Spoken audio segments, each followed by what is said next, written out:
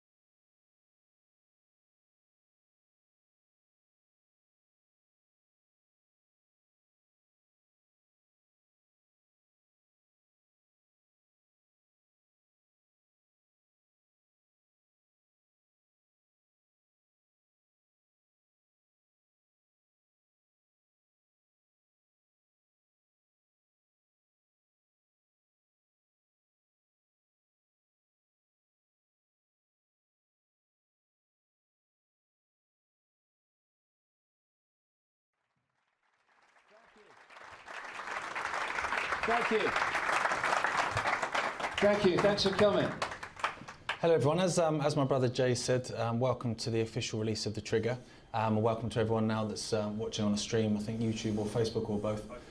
I've got a few questions that I'm going to ask for the first hour, which is going to kind of hopefully cover most of it, but there is then a Q&A, so if I've missed anything, forgive me, and obviously you get a chance to ask then. So what I'll do, start it off, is just ask my dad. I can't call you David, it feels weird, so I'll just call you Dad. I know, Ethel. Give us a brief overview of the book and why you wrote it. Well, I remember the day it happened, and by then I'd done many years of research into how a few people control human society and are dictating its direction. And one of the things that I've been talking about for years was something I call problem, reaction, solution. It is a phenomenally effective mass mind control technique to get the public perception to think what you want them to think so that you will be able to do what you want to do. And for those watching on the internet who may not have come across it, I'm sure most people here will have done, having read the books. Problem, reaction, solution works like this. Stage one, you create a problem.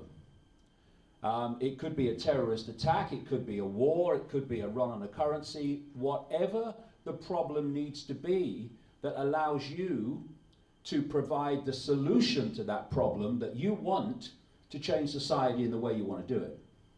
And so at stage one, you create a problem, and crucially, you blame someone else for it. And you can see problem, reaction, solution scenarios, particularly when, with no evidence, immediately something happens, the villain is being named. And in terms of 9/11, Osama bin Laden and Afghanistan were being named by a man called Ehud Barak, former Prime Minister of Israel, immediately after the attacks happened.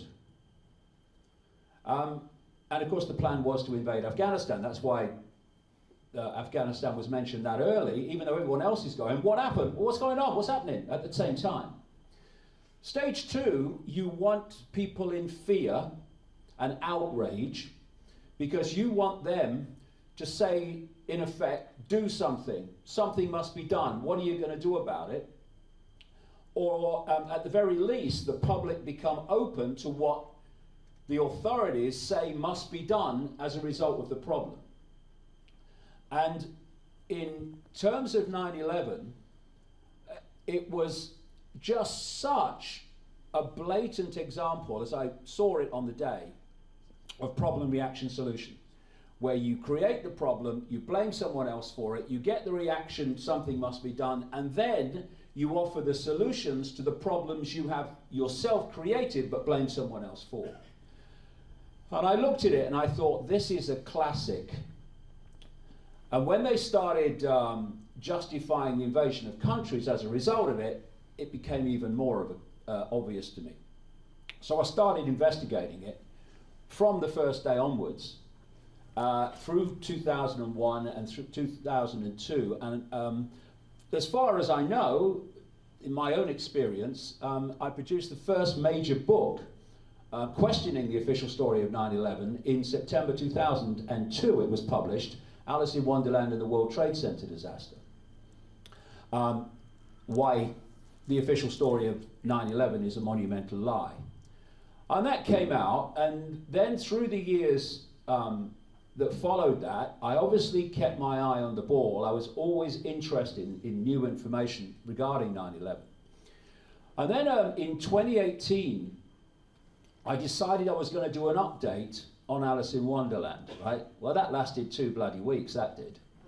Because after 2 weeks, I thought, I've got to start from scratch here, because of the enormous amount of information that had been compiled from many different sources in the meantime to show that the official story of 9/11 is not just wrong. It's not just a lie. It is extraordinary in its mendacity.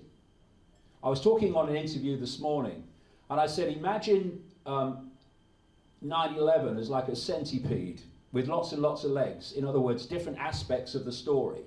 And every single one of those legs of the centipede has an Achilles heel to show that it couldn't have happened, or what we're being told is not the whole truth, and often not the truth in any way, shape or form. It's extraordinary. There's nothing that stands up. So I started investigating, and all the way through 2018 and 2019 up to most of 2018 and up to 2019 up to now, and put together a book. It's two books actually, between one cover or two covers. The first half of the book demolishes the official story of 9/11, and you know, when people read it, if they're not know much about 9/11, they are going to be absolutely shocked at the lies that have been told, provably so. And the second half of the book starts an amazing story which leads eventually to who actually was behind it.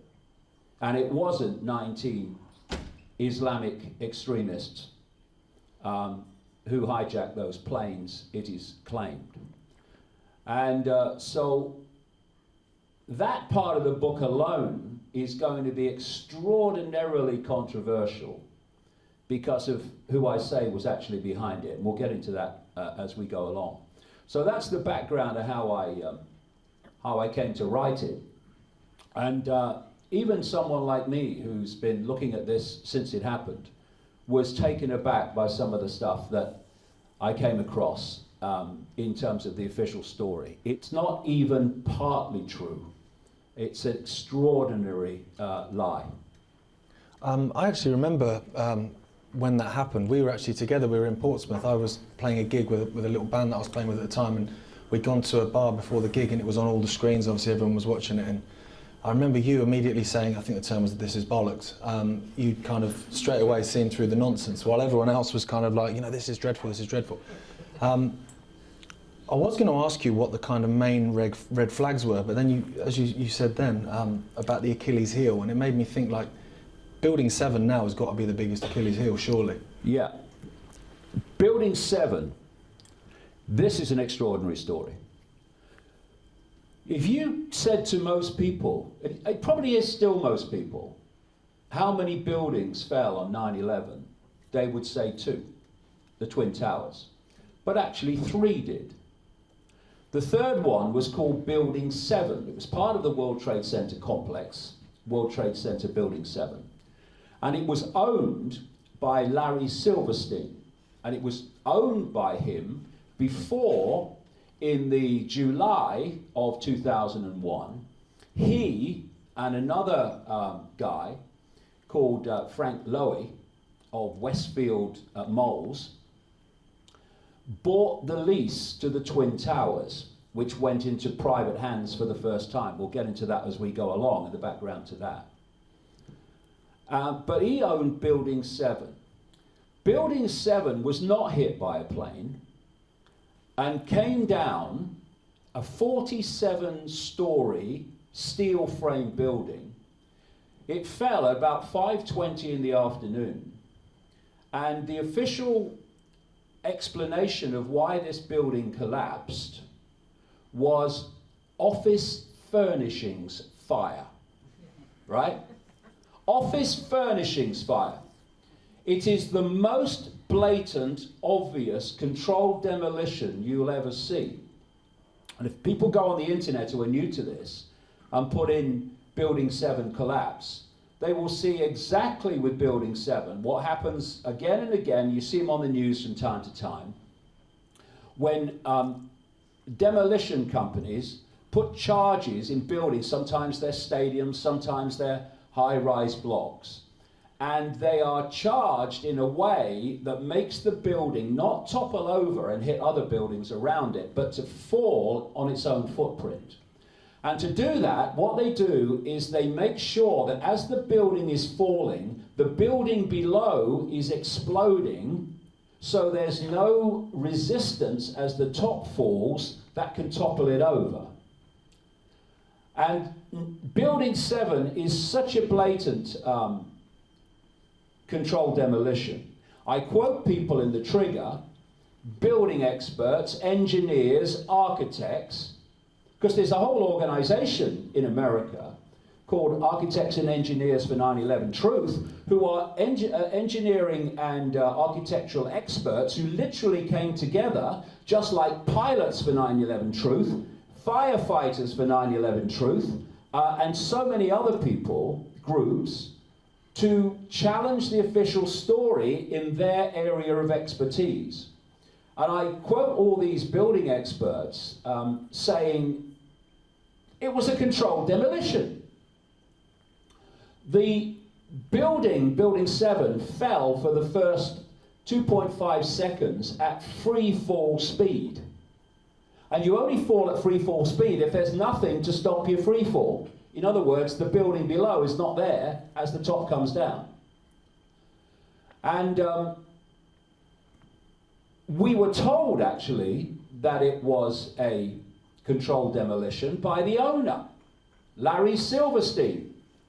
He was caught with his pants down, and obviously wishes he hadn't said it, but he spoke, he was interviewed in a PBS, Public Service Broadcasting documentary about 9/11 in the United States. And he was asked about Building 7. And if I can do it with one hand, I'm going to read you the quote. This is what he said about Building 7 and why it came down. You know this building that the official government story says it fell because of office furnishings fires, making it the only steel-framed building before or since in architectural history, take that guys, I've lost my place now, in architectural history that has fallen because of fire. Let me find this. Larry Silverstein, while I'm finding it, with Frank Lowy, bought the lease to the World Trade Center towers in July 2001 and increased substantially the insurance on the buildings in the case of a terrorist attack. Can you find the one there that says, "How did the mighty fall?" Yeah. And there's a Silverstein quote. I'll find it in a second. And for a personal $14 million input from himself to buy the lease, the down payment on the lease, he received, as a result of the 9/11 catastrophe, $4.5 billion. And the Twin Towers were believed in the business community in New York to be a white elephant. Why is this man buying these towers? They're under-occupied, they've got big problems, they're aging. But he bought them because he said he had this desire, this long-term desire to buy them. And it turned out to be a very good deal, as it turned out, for a $14 million investment to come up with $4.5 billion. Okay, you can't find it, but I can remember the quote. This is what he said on this PBS documentary. I was called by the fire commander, who said to me that the fires in Building 7 were getting hard to keep under control. It turns out they were out by then. And this fire commander, who's supposed to have called him, has never ever come forward to say, yes, I did it, it was me. And Silverstein said, and I said to Well, you've got the quote. Finally got there, yeah. Yeah, we've got the quote. I'd like to do it word for word. So, There you go. thanks. No, wait. So, this is the quote. I remember getting a call from the fire department commander, and they said they weren't sure they were going to be able to contain the fire. Like I say, by this time the fire is out. I said, you know, we've had such a terrible loss of life. The smartest thing to do is pull it. And they made that decision to pull. And we watched the building collapse. Now, two things to that. One, fire officers do not pull buildings. And secondly, to make the building collapse in on its own footprint, as Building 7 did, requires weeks of work putting charges in the building to make sure that it falls as it should. The claim by Silverstein of having a conversation with a fire commander, deciding to pull the building, and then shortly after it watching it fall, is absolutely ridiculous and impossible. And what you find with the 9/11 story, in all its different aspects, as I say, are stories like this of utter impossibility and the suspension of the laws of physics. Why? Because the whole thing is a gigantic lie to create a massive problem to which solutions can be offered, and those solutions we have seen in endless attempts at regime change in the Middle East, in destruction of privacy, destruction of freedom, and justifying ever more outrageous and extreme surveillance. Now, the 9/11 Commission, which investigated the official investigation of 9/11, was resisted by President Boy Bush and Dick Cheney. We've had this horrific attack, this horror, and in any decent, sane society, that would be followed by the most painstaking investigation in American history. Instead, Bush and Cheney resisted having any investigation at all. Then, when public pressure forced them to, they announced that the man who was going to head it was Henry Kissinger, a man who you wouldn't trust to tell you the time in a room full of clocks, someone who's been a master major manipulator on behalf of this very cabal that I've been exposing for 30 years, throughout most of his adult life. So Kissinger's appointment was so outrageous that eventually he had to stand down. And they put in charge an executive director called Philip Zelikow. I'll get into him later. Let's say at the moment that he was a big-time Bush administration insider. And he set out to make sure that no information that questioned the official story of 9/11 got into that report. Now, he has a big problem with Building 7. He has an obvious controlled demolition. He has a ludicrous official story of this furnishings fire, which he really can't justify. So what does he do? He doesn't mention it.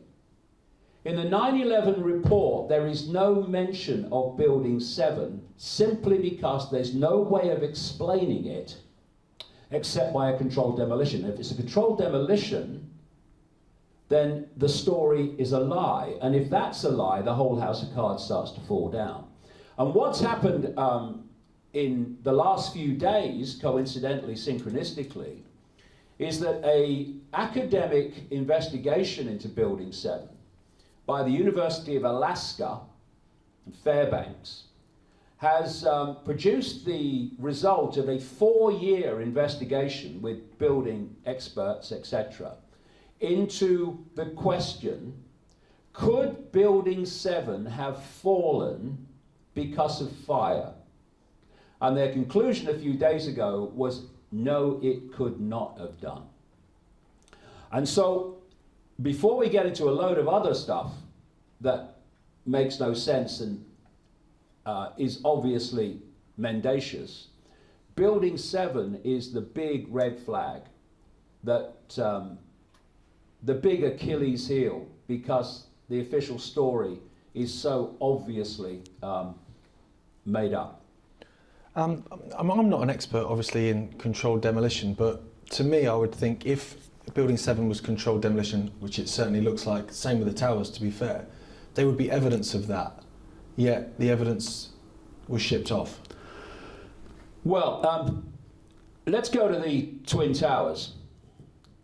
The Twin Towers fell in free fall speed in a period of about 10 seconds, mean figure.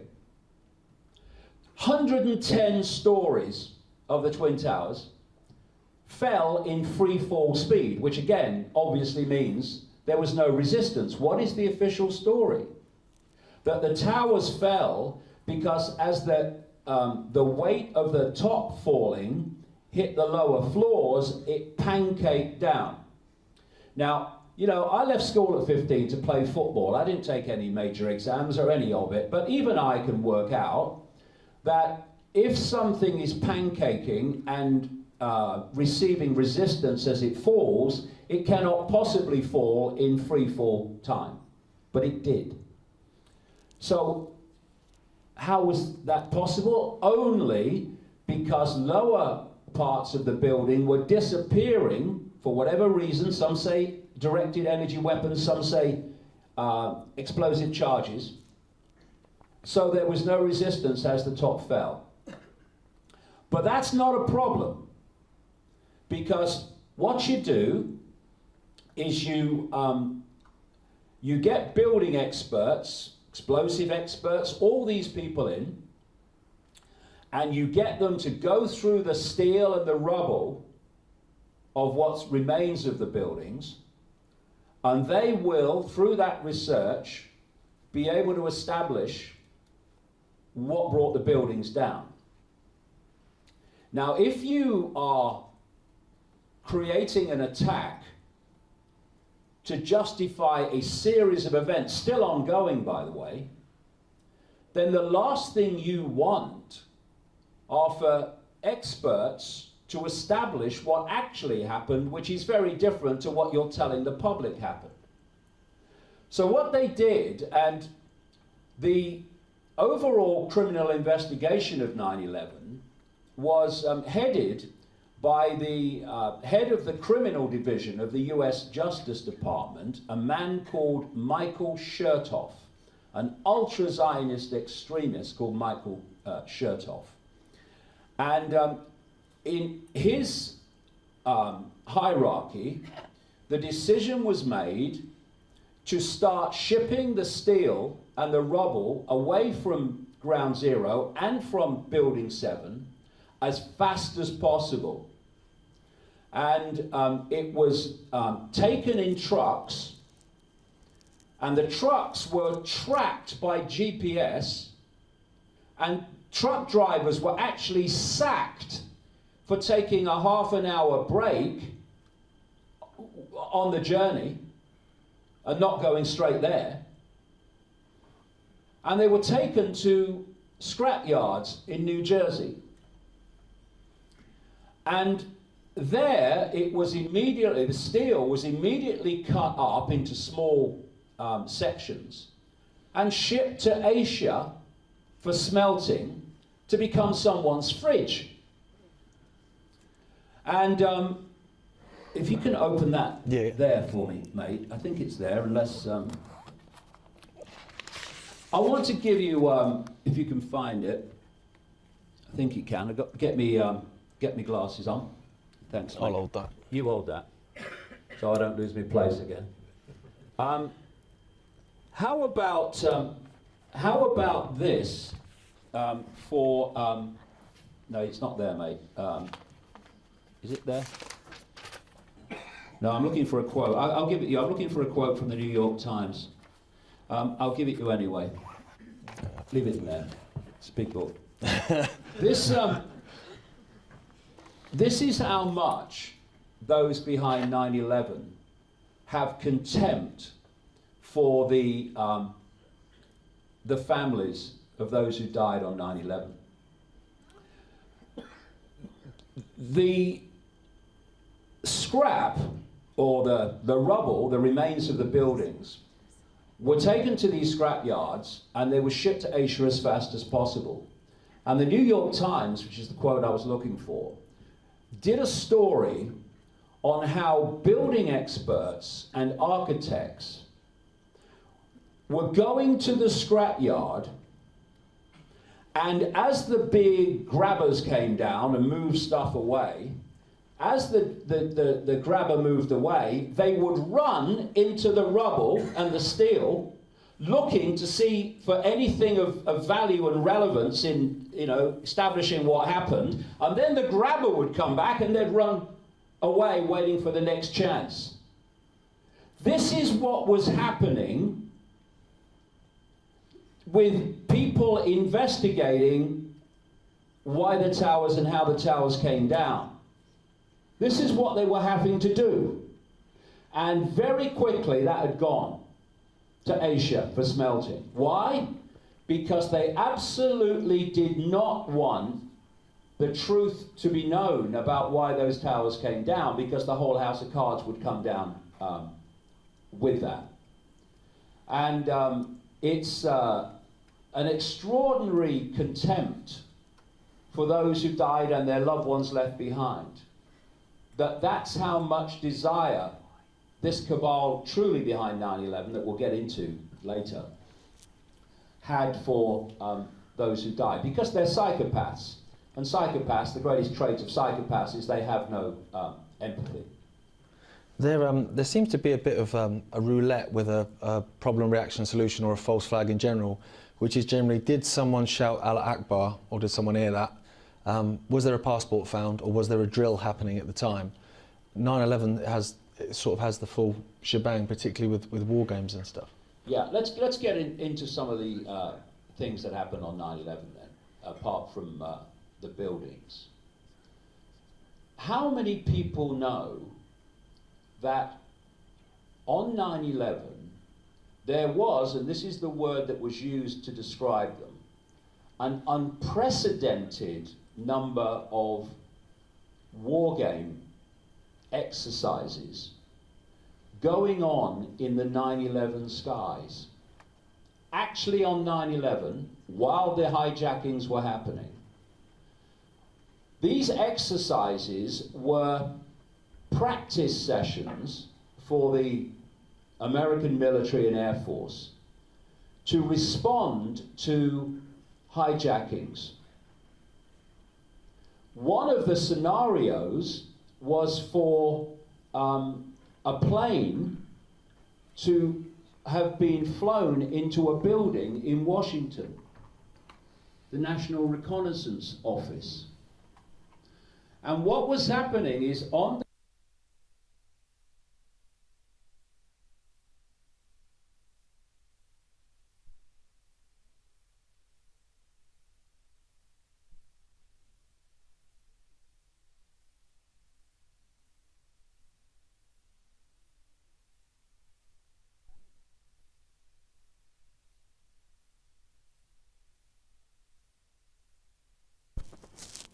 And as part of the war games, they were simulating planes on the screens that weren't actually there, but was just part of the simulation of the exercise. And so this completely and utterly confused the reaction by NORAD to these reports of the 9/11 plane hijackings. And in the book, I include some of the tapes of recordings of what these people were saying to each other. And when the 9/11 reports were coming in of the 9/11 planes, the NORAD staff, military, were saying things like, is this real, or is this exercise? One of the people involved said when the reports first came in, his reaction was, well, they've started the exercises early. And at one point, the simulated planes that didn't actually exist as part of the exercise had got so confusing to the reaction system that one of them shouts, "Get rid of the goddamn sim." But it wasn't got rid of until basically the 9/11 were over. Because it was there, the war games were there, actually on that day, and press was there to confuse the reaction process, to allow the attacks to happen without a military intervention. To give you an idea of what should have happened, in 1999 there was a golfer called Payne Stewart, and he took off in a private plane with some people, just going on a trip, I think it was to Dallas, and there was a decompression problem, and everyone basically blacked out. Everyone was unconscious on the plane. Immediately, air traffic control realized there was a problem. As the regulations demand, they contacted NORAD, and NORAD had planes up immediately. And other planes came up and tracked it across America on its trip, because it was flying itself. And they were waiting to see if it was going to fall, because it was going to run out of fuel eventually. They were waiting to see if it was going to fall under civilian area, and if it had been a chance of doing that, they would have blown it out of the sky. And if you look at the regulations, the Federal Aviation Administration, the Civilian Air Traffic Control Organization, it's very clear. If you lose contact with an aircraft or anything strange is happening with the aircraft you cannot explain, treat it as an emergency and start the process of contacting NORAD. In the entire, 2 hours that these attacks were going on, not one single reaction from the military happened that made any difference to the outcome of the events. The so-called plane that hit the Pentagon, Flight 77, flew 40 minutes into the Midwest from Dulles Airport, Washington. And according to the official story, turned round and flew back 40 minutes to hit the Pentagon. And in that whole period, there was no response from a NORAD reaction system that was up in the air in no time when a private jet from Payne Stewart's private jet was in trouble. In the previous year, before 9/11, 125 times, NORAD had reacted in the same way to problems reported with aircraft in America. On 9/11, absolutely nothing. For the first week, the official story was that no planes were scrambled in reaction to the hijackings. And then suddenly, after about 7 days, out of nowhere, CBS News, a guy called Dan Rather, reported, oh, yes, there was a reaction. Planes were scrambled from Cape Cod in Massachusetts to the attacks on the World Trade Center, and from Langley, Virginia to the attack on the Pentagon. And then suddenly the official story, which had been, well, no one was scrambled until the Pentagon was hit, suddenly was, oh yeah, we did. So that became the official story. Cape Cod is 153 miles from the World Trade Center. The Langley base is 130 miles from the Pentagon. Around the, just take the Washington as an example, around Washington is a no-fly zone called P-56. And if you enter, especially the inner part of that zone, then you must be transmitting a permission code, otherwise you're going to get shot out of the air if you get too close to the buildings of Washington, like the Pentagon, the White House, etc. And somehow this plane got into Washington, and the official story says hit the Pentagon. I quote in the book a former US Defense Secretary called Caspar Weinberger, who described the process. He said, Washington is ringed with Air Force bases, and any plane that enters that no-fly zone without permission, without the code, is immediately met with a response from those air bases. And there are also, by the way, ground-to-air missile defense for the Pentagon, White House, and that area, which was not activated on 9/11. Why? 10 miles down the road from the Pentagon and the White House is the Andrews Air Force Base. This is where Air Force One, the president, flies in and out of. It's where foreign leaders come in and out of, where they're going to the White House. And it's 10 miles down the road. After the Pentagon was hit, and by the way, there is a big common theme here, in many, many areas, that nothing was done until the Pentagon was hit. Series of people like Rumsfeld and others absolutely lied. I show that they lied in the book about where they were and what they were doing until the Pentagon was hit. Everyone was looking for a cover story of why they could do nothing until the Pentagon was hit, because it was being allowed to happen. After the Pentagon was hit, planes, it's reported in the mainstream papers, planes from the Andrews Air Force Base were scrambled to patrol the skies above Washington to protect from other attacks.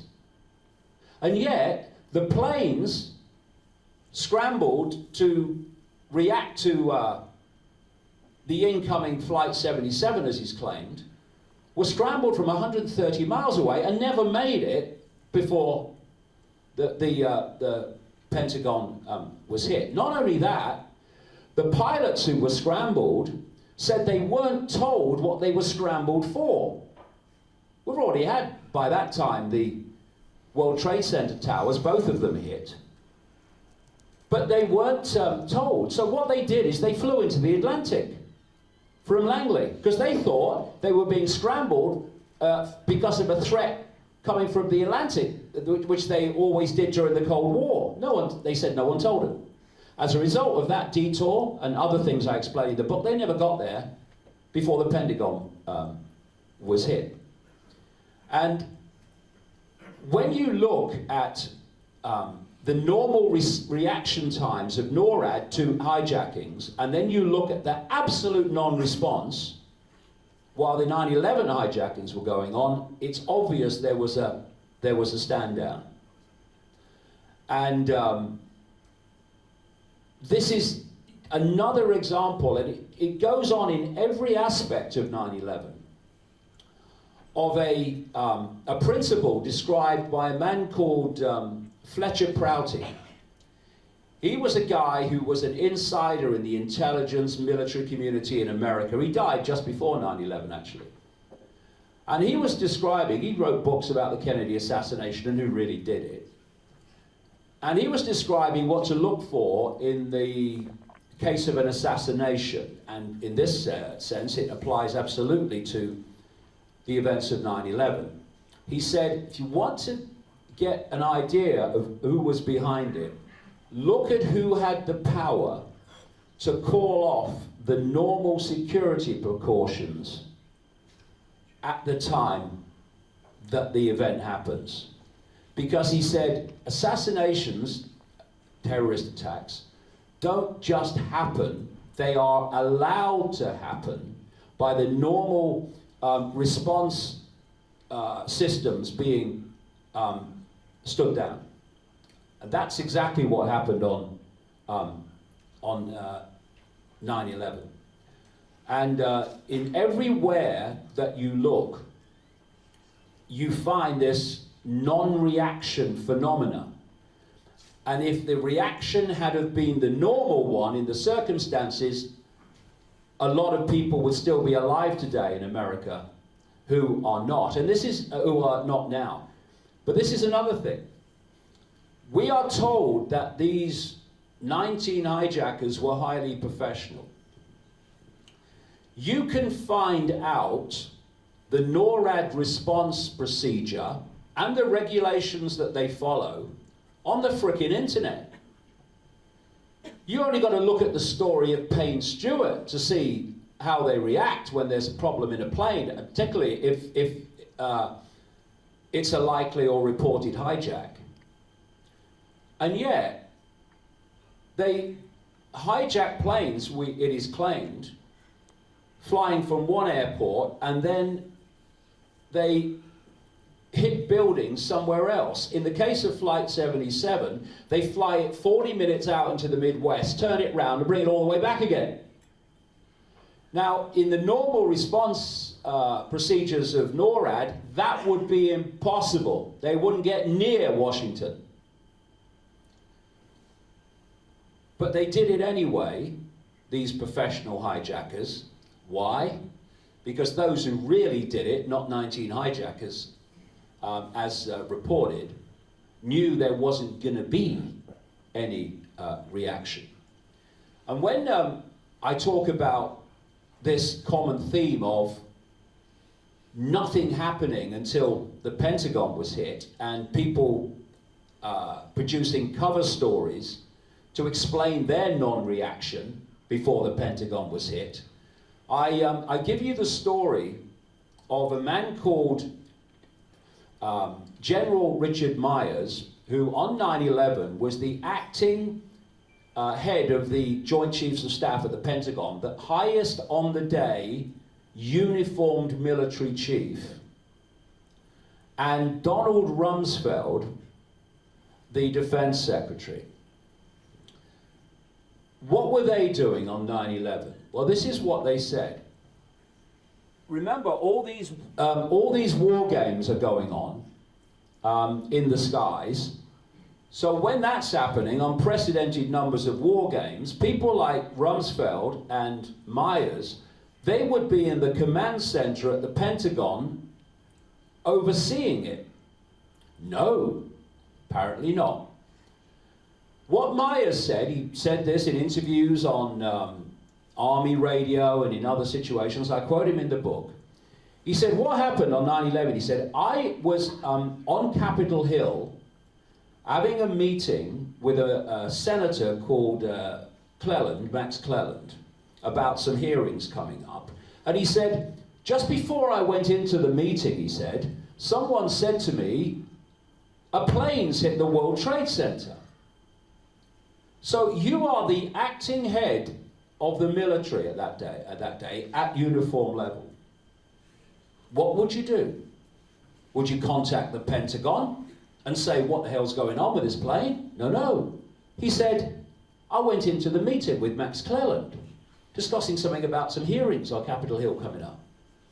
He then said, I came out of the meeting and someone told me that another plane had hit the World Trade Center, and almost immediately after he came out of the meeting, someone said the Pentagon's been hit. So we're being asked to believe that this guy has heard about the first plane and gone into a routine meeting, not being told as the uniform head of the military that day that a second one has hit the World Trade Center, and when he came out, only then did he hear about the Pentagon. Note the common theme. he was not able to respond until the Pentagon was hit. Come back to him in a second. Donald Rumsfeld said that that morning he was sitting in his office at the Pentagon, next to the command center, and all the military chiefs around him in the offices. And he held a breakfast meeting, he said, and then he said someone came in and handed him a note which said that a plane had hit the World Trade Center. And he said this was his words, this is an interview with Larry King on then CNN. He said, about 15 minutes after he was given the note about the first plane hitting the World Trade Center, he said, I felt a jarring thing. And it was the Pentagon being hit. On the other side of the building, it's a massive building, as far from Rumsfeld as you can get. And by the way, that strike, whatever it is, and I say it wasn't Flight 77, and I explain why in the book, was actually targeted at something called Wedge 1, which was an area of the Pentagon that had just been reinforced specifically to resist an attack like that. And if you are, just as a quick aside, if you are wanting to create maximum mayhem as terrorists against the great Satan, as they would perceive it, then you are not going to park your plane into a place on the Pentagon which has just been reinforced specifically to defend against such an attack. You are going to strike the other side of the Pentagon, where all the military chiefs and Rumsfeld is. They didn't. Instead, they went past the Pentagon and did a miraculous spiral, according to the official story, to hit that wedge. Anyway, Rumsfeld, therefore, from what he said, we can break this down with a timeline. The Pentagon was struck about 9:38, 9:40. Go back 15 minutes, Rumsfeld's 15 minutes, and what, you're hitting about 20 past 9? He claims that, therefore, at around 20 past 9, someone's walked into his office and handed him a note to say a plane's hit the World Trade Center, which struck the World Trade Center at 9:15. And they never mentioned another plane that hit the World Trade Center at 3 minutes past 9. So, then in 2004, a man called Richard Clarke, who was the counter-terrorism advisor in the Bush administration, he published a book called Against All Enemies, I think it was called. And he described what he was doing that morning after he heard about the first plane hitting. He said he raced to the White House, and by about 10 minutes past 9, he had set up a teleconference between himself in the White House and the military chiefs in the Pentagon at the command center. And he describes in the book how, in this period, after 10 past 9, on the screen in front of him, in the command center of the Pentagon, is Donald Rumsfeld and General Richard Myers, who claimed to have been on Capitol Hill while it was all going on.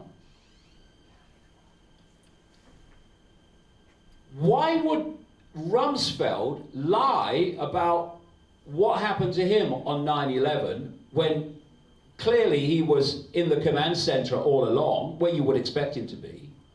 And why would Myers lie about being on Capitol Hill when he was in the command center at the Pentagon all along? Because, again and again, whether it's Dick Cheney, all of them, there is this common theme of cover stories that turn out not to be true, until the Pentagon was hit to explain why there was a non-reaction. And what was happening all through the system is the people at NORAD, a place called Rome in New York State, and an area of NORAD known as NEADS, the Northeast Air Defense Sector, who was the part of NORAD directly responding to the hijackings. They were completely scrambled in terms of information and simulated stuff on their screens and misinformation, so that they didn't know what the hell was going on. And other parts of the system were stood down so that there was no reaction until the attacks were complete, and then everything started to kick back in to what would normally happen. Because these attacks were allowed to happen because they were a problem-reaction solution to justify all that's followed right up to present day. I'm told we're supposed to open up to the floor, and I've not even got to the whodunit bit. So what I'll do is I'll hope that one of you will ask whodunit, and I'll just ask one final question, which is, what do you think the response will be to the book? And aside of that, what do you think will be the most extreme response to it? Well, when people read the book, and people already have, and they're still pushing their chin back into place, because I'm giving you one or two headlines here, but the evidence is devastating. And when someone asks me a question soon, who did it, you'll see that it's going to be highly, highly controversial. And, I'm going to be demonized probably by the usual suspects. And I knew that. But if you care about the truth, then you must not care, is that working? You must not care about consequences. Because fear of consequences is the prison cell that so many people live in. You have something you know should be communicated, but you think, what are the consequences for me of doing it? And most people will allow those consequences to persuade them that actually the consequences are worse than actually going with what they believe to be right. I don't do consequences, I don't think of consequences, I just do what I believe to be right. And so that's why I put this book out. When you read it, you'll see why I'm saying what I'm saying. It is highly controversial, but just happens to be true. And I'm going to be demonized, and there is a chance, for sure, that there may even be a tax set up on certain people that will be blamed on the book. Those attacks on those people, it's because those people were influenced by this book. That is a possibility, and you'll see what I mean by that when we get into the question of who actually did it. So anything's possible in reaction to what's in it, but I don't care about consequences for me. I care about the truth, because we are going down a very dark road where civil liberties and freedom of expression are being deleted in the most hysterical tidal wave of censorship. And I've described this book early on, or at some point in it anyway, as like standing in a lift, an elevator, and the doors are closing. This is the doors closing on freedom. And this book is designed to put an arm through the doors and open them up again by saying what you're not supposed to say and exposing what you're not supposed to expose. So, life could get bumpy. I don't care. I care about the truth, because if we start censoring, self-censoring what people need to hear, then it's over. Okay, what we'll do, we'll open it up to the floor then. My brother's got a microphone. I will just say, obviously for me, sort of I've grown up with it in terms of the research and stuff, so obviously Dad will be researching constantly and we'll be having conversations over a beer about stuff. But having read the book, even I was like, my jaw was on the floor a hell of a lot during it, which I didn't expect it to be, because I thought I've kind of grown up with it, you know. So it is amazing, and I'm interested to see the response from people. It'll be bumpy, like my dad says, definitely. But who wants to ask who done it then?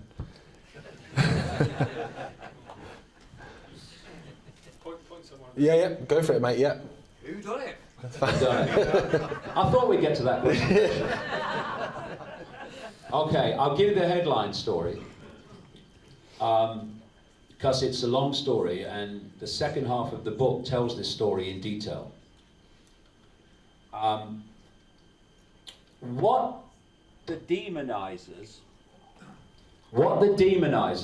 are going to do is tell everyone that I'm saying that 9/11 was done by Jewish people. They're going to say that I'm calling it a Jewish plot. It is the last thing that I'm saying, and I'm going to explain why. And I say in the book, actually, no one needs to read this book more urgently than the Jewish community to see how they've been shafted monumentally. Not only recently, but for a very, very long time. Because those that actually, for reasons I'll come to, were behind 9/11 hate Jewish people, have contempt for Jewish people, but what they do is hide within Jewish people to use them as a smokescreen to protect them from exposure. So, in brief, this is the story. In the 17th century, a man emerged, a Jewish man, Sephardic Jewish man, at least he was to start with, called Sabbatai Zevi. He proclaimed himself the Jewish Messiah. And he gathered together a following that, and what I'm about to say has come from Jewish sources, by the way. I quote the Jewish sources about all this in the book. Because there are the people in the Jewish community that know that what I'm about to say is true. And he gathered together a following of 1 million people. Now imagine that, 1 million people in the 17th century, taking into account that today the Jewish population of the world is 0.2% of the world population. If you take the number of Jewish people in the world, it depends on how you define a Jewish person, but take a mean figure, it's about 16 million. 16 million out of 7.7 billion. And the number of number of those that I'm identifying in relation to 9/11 is absolutely tiny. The vast majority have no idea what's in their midst, no idea what's been done in their name, none of it. And when people say it's a Jewish plot, they're actually playing into the hands of the people I'm going to talk about, which is a death cult, a satanic death cult, which actually hates Jewish people, as I said, and these Jewish people, Jewish sources I quote, have said the same. So what Sabbatai Zevi did was create a cult in which they inverted everything in Judaism. So, if in Judaism a certain day was a fast day, to what became known as Sabbateans, it became a feast day. And all the taboos in Judaism, including, for instance, sex with children, were not taboos in Sabbateanism because it was an inversion. all these taboos were not only no longer taboos in Sabbateanism, they were to be encouraged. And people were pressed to do them because they had this extraordinary sales pitch for this cult, which was the more evil you do, basically the quicker God will come and sort the world out. Anyway, eventually the guy Sabbatai Zevi was in the Ottoman Empire in Turkey, and he was given an ultimatum by the Sultan. You either convert to Islam, or basically you ain't going to be around very long. So Sabbatai Zevi, considering it, thought, I'll convert, but not really. And a lot of his followers converted to Islam. And they became known as Donma, which is a word that means to turn, to convert. But they didn't convert. They continued to practice their Sabbateanism cult, this inversion of Judaism, while outwardly appearing to have converted to the Islamic religion. Just as an aside, but I do explain it in the book, some of these Donma, Sabbatean cultists, ended up as the Saudi royal family. And that Saudi royal family, in league with the British Empire, introduced another Donma, a bloke called Wahab, to the Saudi royal family. His daughter married into the Saudi royal family. And from this Wahab guy came Wahhabism. This is the extreme head-chopping, hand-chopping religion practiced by the Donma Sabbatean fake royal family in Saudi Arabia, and by ISIS, Islamic State, and all the other names. This is a created religion by the Sabbatean cult. Then in the 18th century, along came a man, a Jewish guy, at the start, just like Sabbatai Zevi. His name was Jacob Frank. He came along and he claimed to be the reincarnation of Sabbatai Zevi and of the biblical patriarch Jacob. And he took this Sabbatean cult into new depths of depravity. Some Jewish writers and historians have in effect called him one of the most evil people in Jewish history.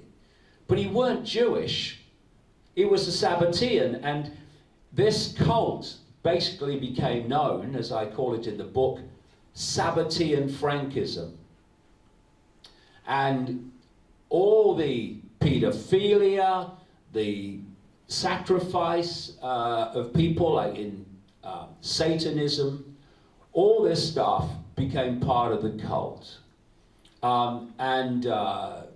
Incest, all the stuff that I've written in my books for years is practiced by this cabal that controls the direction of human society. This was all practiced by the Sabbatean Frankists. Then Jacob Frank got together with a guy called Meir Amschel Rothschild, the founder of the Rothschild dynasty. The Rothschilds are Sabbatean Frankists, not Jewish. That's just the front. And they themselves got together with a guy called Adam Weishaupt, who was a Jewish guy who converted to Catholicism and was educated by the Jesuits. Now, this is what happened when Jacob Frank took this Sabbatean Frankism onto a new level. they became experts, going back to their Donma experience, in infiltrating other religions and other races and other societies, while posing as members of those religions and those societies. And Jacob Frank converted a very large number of Sabbateans into the Roman Church, who outwardly appeared to be Roman Catholic. They weren't, they were Sabbatean infiltrators. Infiltration is the real calling card of this Sabbatean Frankist cult. And Sabbatean Frankism, its Bible is the Kabbalah, the mystical works of the Jewish belief system. And particularly one book in the Kabbalah called the Zohar. And Zohar means radiance or illumination. And so you have Illuminati. And this Illuminati then started causing revolutions like the French Revolution, caused mayhem all over the place, and then it moved in on America and eventually around the world. And this Rothschild led in many ways, as the years passed, Sabbatean Frankist cult was the force behind the creation of Israel. Of course, the vast majority of Jewish people were sold this idea that it's your birthright and all that story, but actually it was Sabbatean Frankists that were behind it. And they've controlled Israel ever since. And as in a chapter in the book called Atlantic Crossing, I show how they moved in on America. Now, these people are not Jews, they're not Jewish. They are Sabbatean Frankists posing as Jewish, which is why I say that no one needs to read this book more urgently than the Jewish community to see how they've been shafted. And like I say, I emphasize again, the vast majority of the sources that I quote in this story are Jewish sources from people who've investigated this Sabbatean Frankist takeover of their community. So let's move to 9/11. And in the understanding that Sabbatean Frankism created and controls the Israeli intelligence and military intelligence network, Mossad, the domestic intelligence, Shin Bet, military intelligence of the Israeli Defense Forces, they are all fronts for these Sabbatean Frankists. Not Jewish people, Sabbatean Frankists, the cult, the death cult, I call it. And let's just look through, these are just a few headlines from 9/11. First of all, the entire criminal investigation of 9/11 was overseen by a ultra-Zionist guy called Michael Chertoff, who was head of the criminal division of the Justice Department. And by the way, when you go through an airport and you go through a full-body scanner, if you don't take the pat-down, which of course people ought to, they should thank Michael Chertoff for that, because he introduced them. I might get to the story of how as we go along. So he's controlling the whole investigation, which was a non-investigation. How many people know that in 2001, 200 Israelis were arrested in America as part of an Israeli spy ring?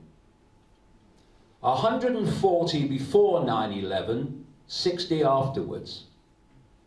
And how many know that where the center of their operation was in Florida, not least around a place in Florida called Hollywood, not far from Miami, was the same area that the majority of the 9/11 hijackers were operating at the same time? Mohammed Attar among them, who was actually in the same street as some of these Israeli people that were picked up for their spying. Why have we heard of them? Whatever happened to them? Michael Chertoff let them go and they returned to Israel. How many people know that on the morning of 9/11, a lady in an apartment block looking out across the river to the burning first tower, noticed 5 people, 5 men, with a white van, filming the tower and high-fiving and whooping and cheering as they were doing so. They were described of Middle Eastern appearance. She reported what happened to the police. Eventually the police catch them up. Well, they were of Middle Eastern appearance. They were 5 Israelis, 2 of which were known to the police as Mossad operatives. And they said that they were there, because they were taking pictures of each other as they were whooping and high-fiving, to record the event. Well, how did you know it was going to happen? Because in the postscript at the end of the book, I mention a Freedom of Information Act request, which produced, after the main book was finished recently, some pictures that were taken from these 5 Israelis that became known as the Dancing Israelis, that they took of each other with the tower in the background on September the 11th. And they tried to make them as difficult as possible when the authorities released these pictures, because they weren't the decent copies. They were basically photocopied versions of the pictures, but the buildings showed the location. And one of these pictures was taken on September the 10th, which supports reports by residents at this block, this residential block, who say they saw one of these dancing Israelis in that area, around that building, the day before. And then the next day, when the tower was being hit, the first tower was the only one that had been hit at the time they were seen.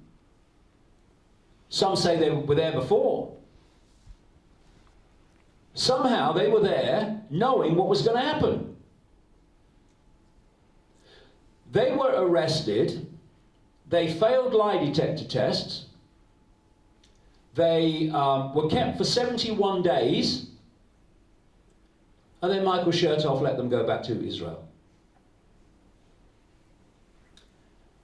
And they were working at what was clearly a Mossad front called Urban Moving Systems in New Jersey, not far from where they were seen.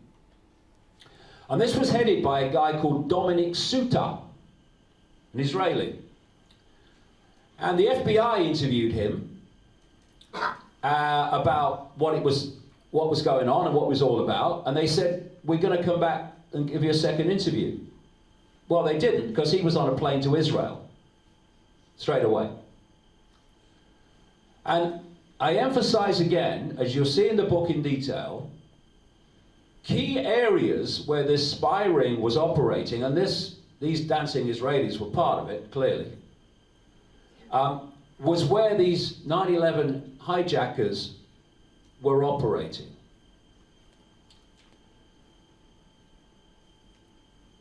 So let's now go to Larry Silverstein. Larry Silverstein and Frank Lowy bought the lease of the World Trade Center towers. The deal was finalized in July 2001, weeks before the attacks. And the deal was done with the ultra-Zionist controlled, the head of it was an ultra-Zionist guy called Louis Eisenberg, New York Port Authority, which agreed for the Twin Towers to go into private hands for the first time in their history. And the decision to sell them into private hands, i.e. to Silverstein, came from recommendations by a guy called Ronald Lauder, an ultra-Zionist of global significance, from the Estee Lauder family, who was the head of two organizations in New York at the time that were recommending privatization. And they recommended the Twin Towers, and Silverstein bought them. He then, like I said earlier, increased the insurance on the buildings in the case of a terrorist attack. And the man that insured him was called Morris Greenberg, an ultra-Zionist, close friend of Henry Kissinger. I should also say that Silverstein was a close friend of Benjamin Netanyahu, so much so that he used to have a phone conversation with him every Sunday. This has been confirmed by a number of sources, including Haaretz, the Israeli newspaper. And Lowy knew Netanyahu.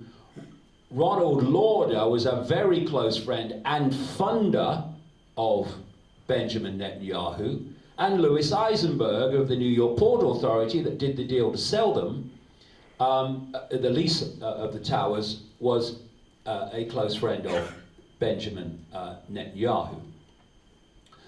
And Morris Greenberg did the deal for the insurance, increased terrorism insurance, and then immediately sold it on to 24 insurance companies, which took the hit, not Greenberg. He'd sold them on by the time of the attacks. Then you had the control of security at the World Trade Center. And I'll give you a sequence here which will lead me to that. In 1979, a guy called Issa Harel, who is known as the father of Israeli intelligence, did an interview with a Christian Zionist journalist in 1979, and he predicted that Arab terrorists were going to attack the tallest building in New York, because in Islamic belief, a tall building was a phallic symbol and it would be an attack on the spirit of America, which was a hell of a prediction. In the same year, Benjamin Netanyahu, the friend of all these people involved with the buildings, started creating conferences, terrorism conferences, one in 1979, there was another in 1984, and he wrote a book about it as well, which called for a war on terrorism, and he talked about the need for preemptive strikes on terrorist countries, and all the things that have happened since 9/11.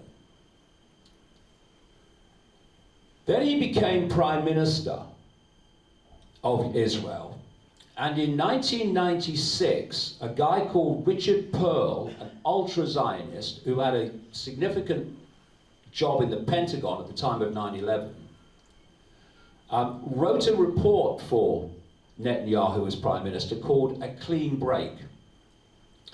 And this set out what Israel needed to do to secure what it wanted to achieve. And this included removing Saddam Hussein from Iraq in a regime change, and destabilizing Syria and other Arab countries, and, quote, keeping or making as many inter-Arab conflicts as possible happen So you divided and ruled the whole Arab world. Then in 1997, in America, the following year, an organization was created called the Project for the New American Century. One of its big assets was Richard Pearl, who wrote that Clean Break document.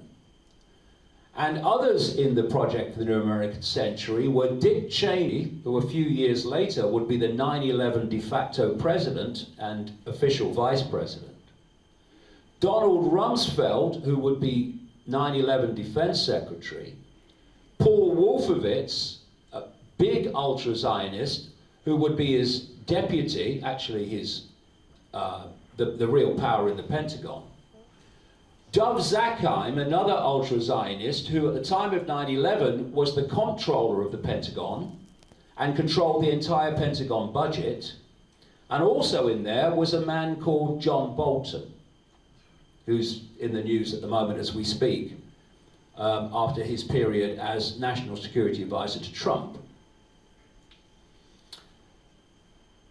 In 1998, this group wrote to then President Clinton urging an invasion of Iraq to remove Saddam Hussein, and the claim was that there was weapons of mass destruction. This is 1998. In the year 2000, September, 1 year to the month before 9/11, the Project for the New American Century, that was co-founded by two absolutely extreme Zionists called William Crystal and Robert Kagan, produced a document, and it called for America to fight and decisively win, quote, multiple theater wars in the Middle East, and regime change a series of countries as a result. These countries were Iraq, Libya, Syria, Lebanon, Iran, also North Korea, leading to regime change in China.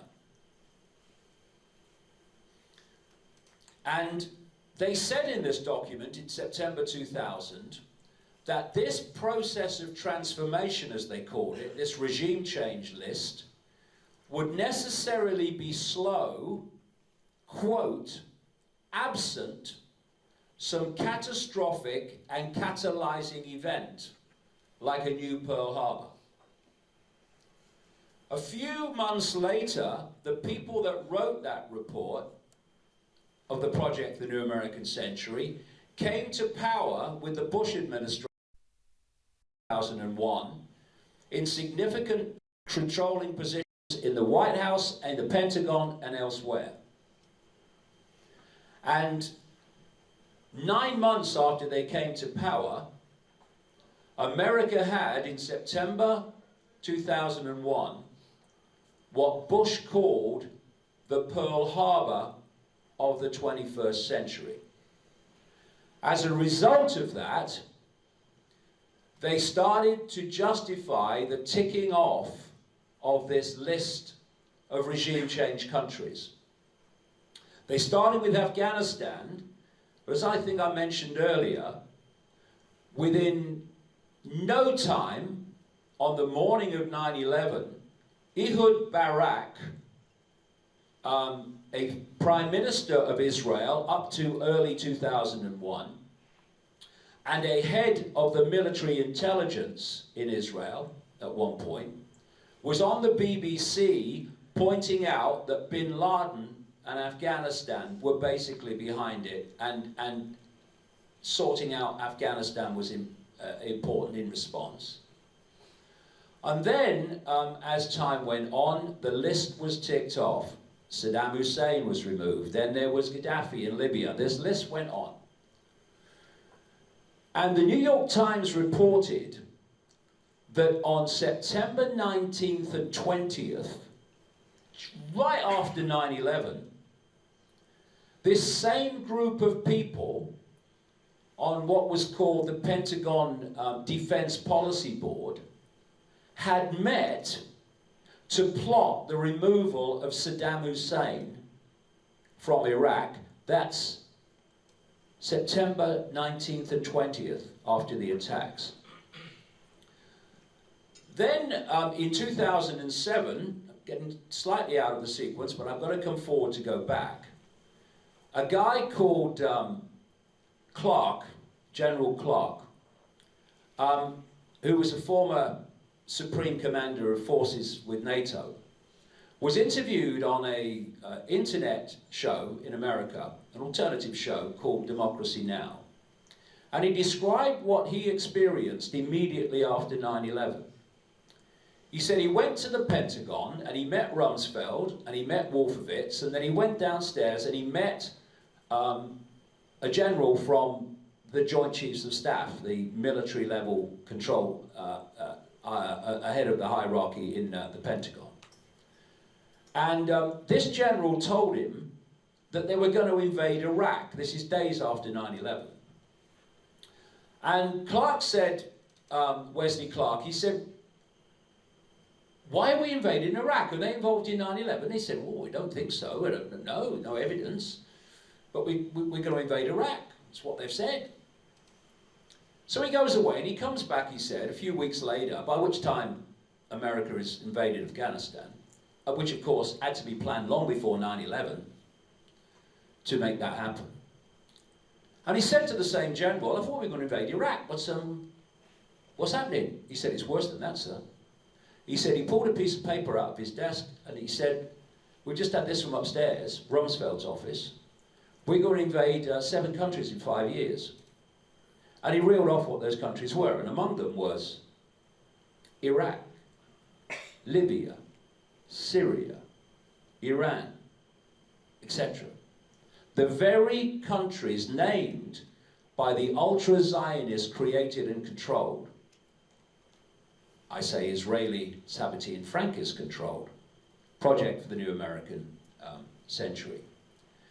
And when you then look at what followed, you had Bush, Republican, and Tony Blair, Labour, that ticked off Iraq, and Afghanistan first, then ticked off Iraq. Now, they lied about weapons of mass destruction in Iraq to justify the invasion. Why?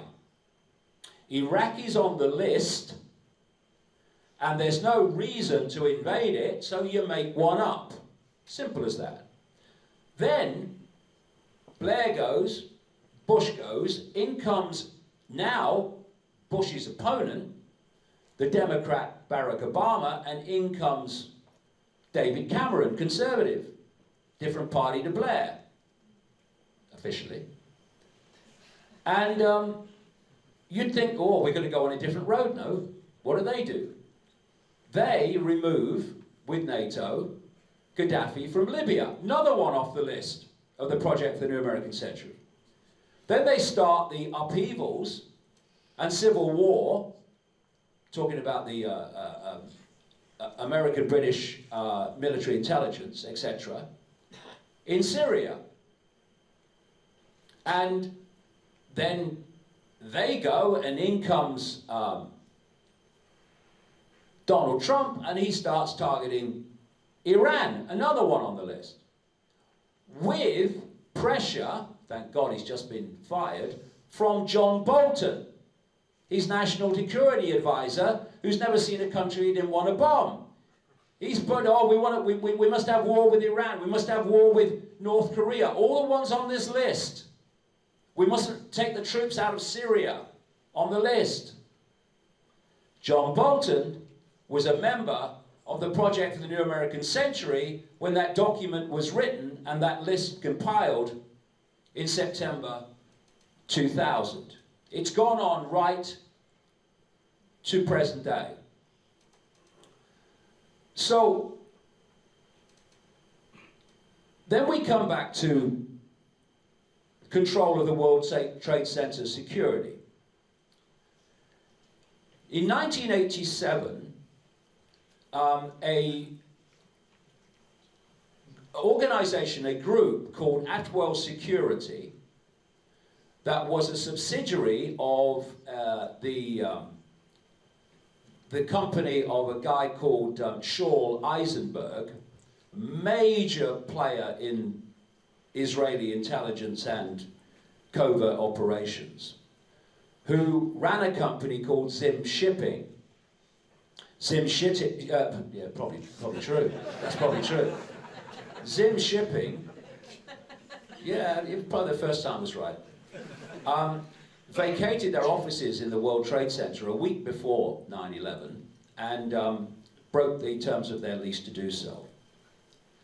And this subsidiary of Shaul Eisenberg's company was called Atwell Security, and it was controlled and peopled by agents of the Israeli intelligence, military intelligence, domestic intelligence, Shin Bet, Mossad, etc. And they bid for the contract to take over security at the World Trade Center, and they got it. And they got it from the ultra-Zionist-controlled New York Port Authority of the time. The contract was then dropped because it was found that the president of Atwell Security had used a false name in the whole contractual process. And he was really a guy called Avrim Shalom, who was a major player in Israeli intelligence, and he had to resign in that role for ordering the murder of 2 wanted Palestinians by bashing them on the skull with stones. So the contract was dropped, and they lost control of the security of the World Trade Center. However, in 1993, so they obviously wanted control of that building for some reason. There's lots of security firms in America could have done it. And by the way, the negotiator on behalf of Atwell in America was an Israeli intelligence agent who worked with Issa Harel, the guy that predicted the tallest building in America being attacked by Arab terrorists. In many roles, one of them, the kidnapping of a guy called Adolf Eichmann in South America after the war, 1960 I think it was, and taking him back to be executed in Israel. Anyway, in 1993 came the World Trade Center bombing. And as a result of that, the New York Port Authority decided that it had to revamp its security. And so they gave the contract to do it to an ultra-Zionist security company called Kroll. And at that same time, in 1993, someone else bought into Kroll as a partner. And his name was Morris Greenberg, the close friend of Henry Kissinger, who had done the deal, who would do the deal rather, for Silverstein to get his upgraded insurance when he bought the World Trade Center lease.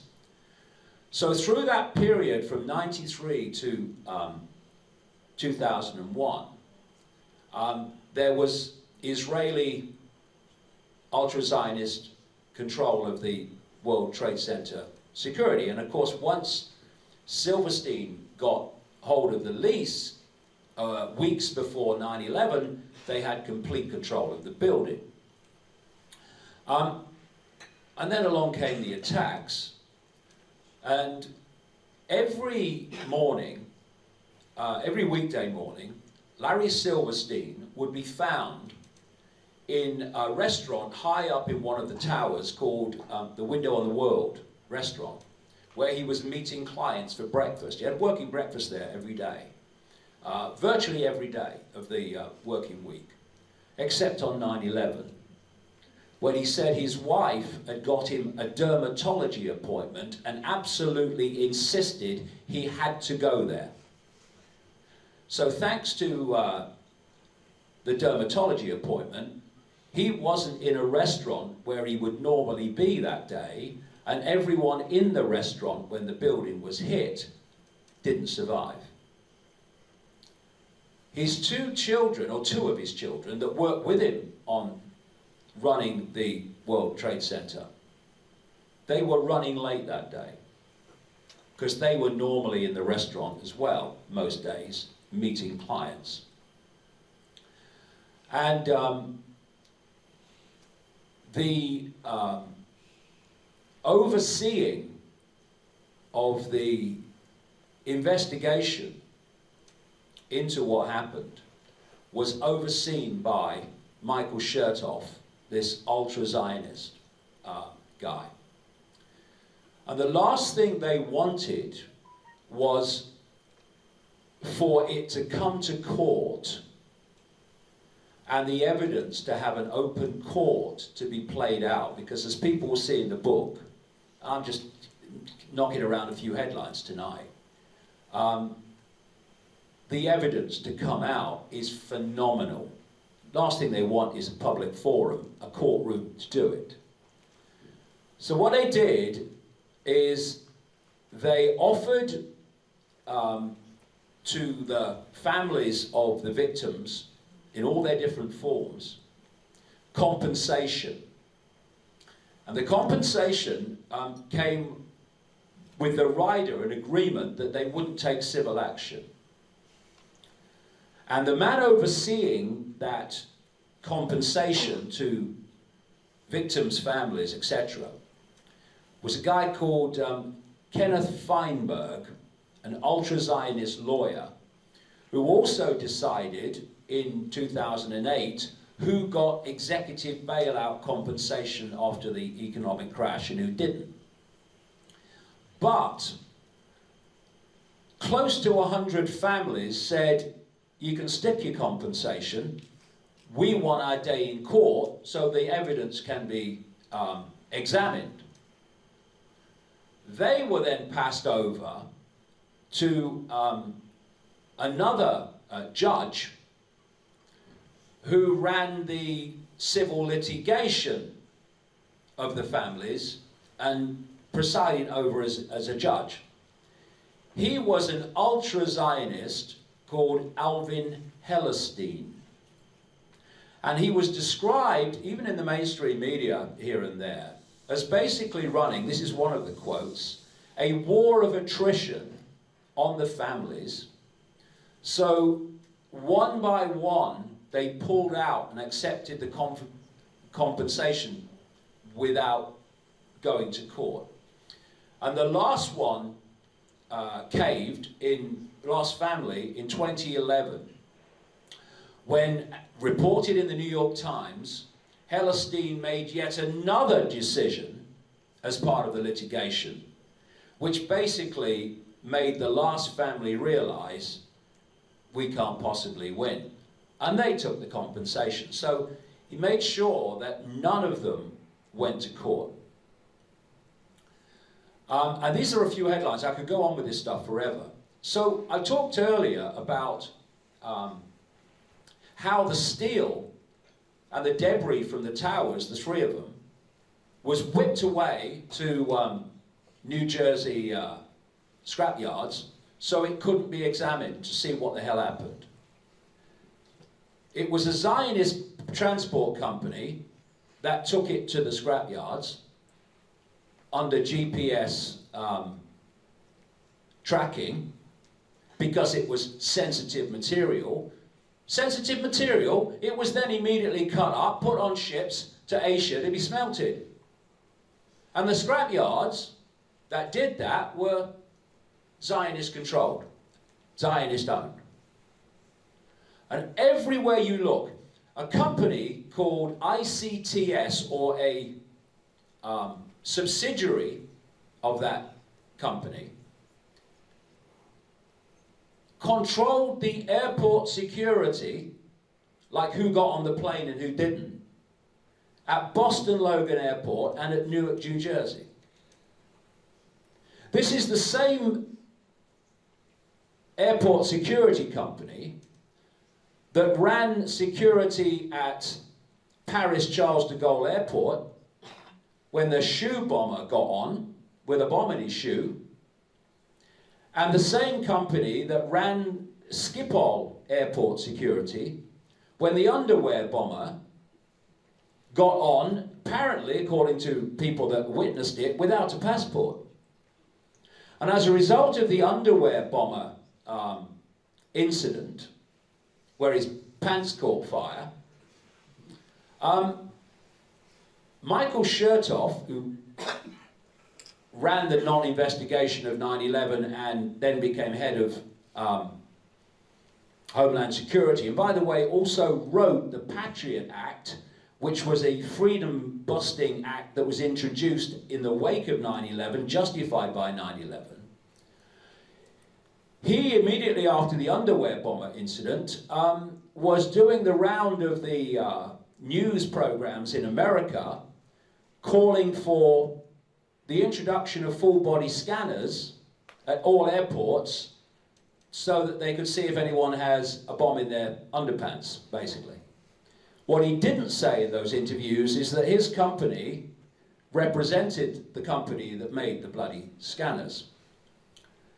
And wherever you look in that 9/11 story, there is a Zionist, ultra-Zionist owned company or an ultra-Zionist individual personality in key positions throughout.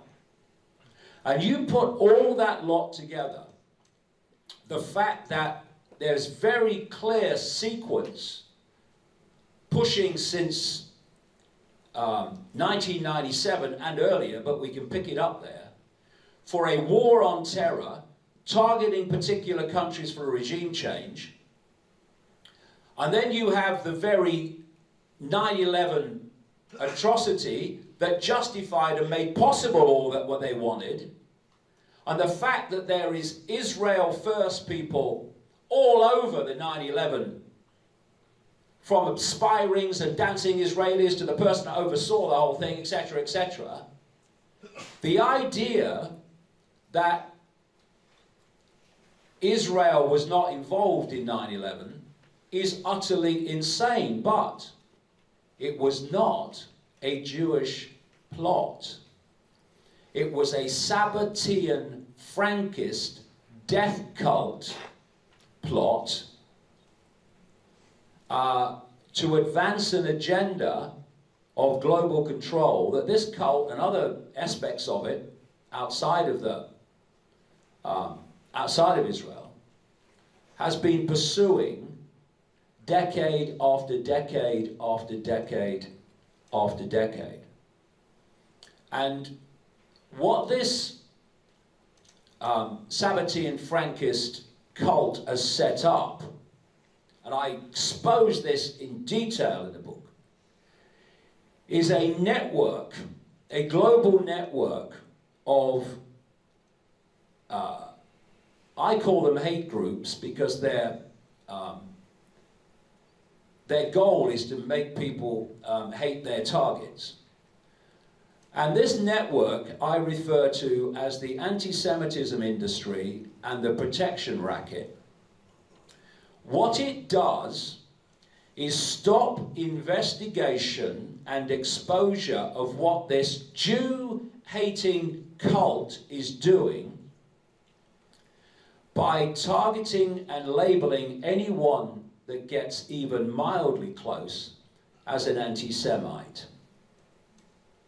And it's nothing to do with protecting Jewish people from discrimination.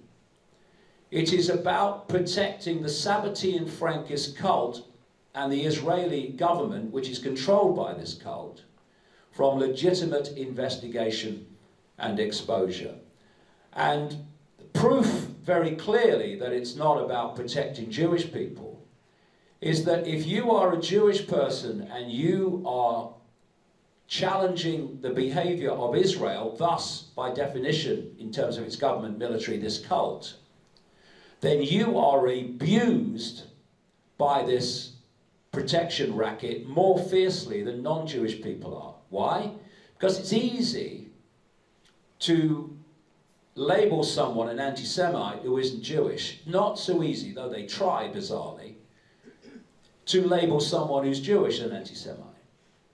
So Jewish people that challenge what is going on are considered more dangerous and therefore get more abuse. There are people who've been thrown out of the British Labour Party for being anti-Semitic, who are frickin' Jewish.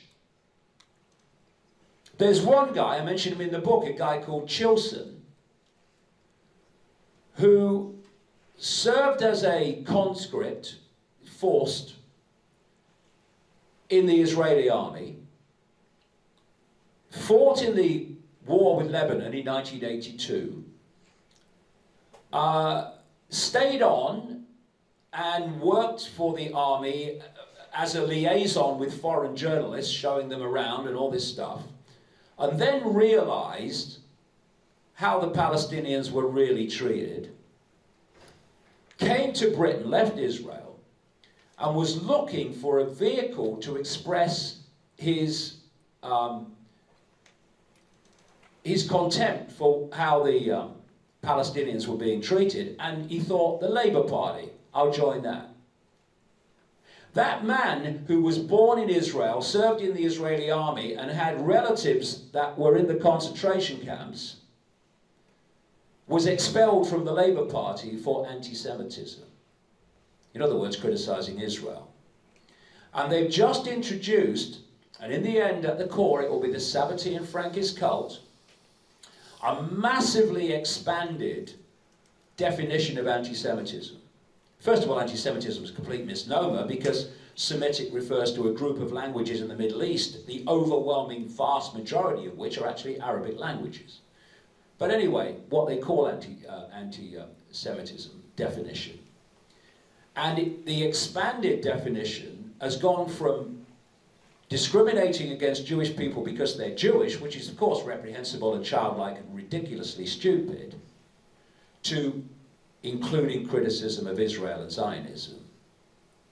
And that has been brought in to expand the definition of anti-Semitism, so more and more people can be labelled and demonized as anti-Semitic to stop them uncovering what the hell is going on through this cult, that he's not Jewish, it hates Jewish people.